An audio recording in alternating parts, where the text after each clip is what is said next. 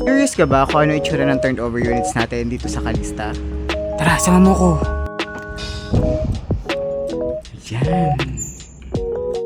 So, again, ang floor area natin para sa ating Calista Meet ay 40 square meters at lot area naman natin ay 50 square meters. So, ito na, papakita ko na sa inyo. Yan. Kung mapapansin nyo, meron na siyang vinyl tile. So, as in, ganyan nyo na siya ma-receive once na na-turn over na yung unit sa inyo. O, diba, medyo malaki siya. Ayan, o. Yan. Hindi pa to yung expanded ha, as in ito yung turnover units talaga natin. So, may chance pa kayong ma-expand siya. So, doon sa may second floor. Yan, meron tayong sink, at saka meron tayong mga cabinet. Ito yung ating bathroom, toilet and bath, and then ang ating laundry area.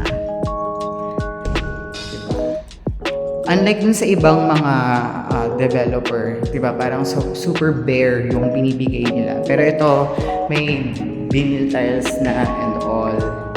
At mapapansin nyo, meron tayo dito provision na per kwarto. Kasi yung iba talagang unit na, or yung ibang developer, as in, ano lang siya, parang loft lang yung dating. Pero ito, meron na siyang partition.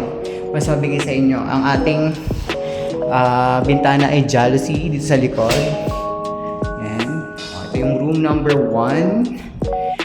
And then, ito yung room number 2. O, diba? Ang laki niya pareho. Medyo hiningal ako. Kakapagod na makita ang hagdan. Pero ito yung itsura ng turnover units natin dito sa Calista Meet. Okay. So yung nakita nyo yung second floor sa taas, hindi pa yan expanded. So expandable pa yung second floor. Diba? Yun lang. Kung may tanong kayo or gusto nyo magpa-schedule ng site visit, pwede nyo naman akong i-message dito sa account na to or i-message nyo yung number na ilalagay ko sa caption. Or sabihin ko na ngayon, 0956-826-1451. Sana nakuha nyo yun. Sige, bye-bye!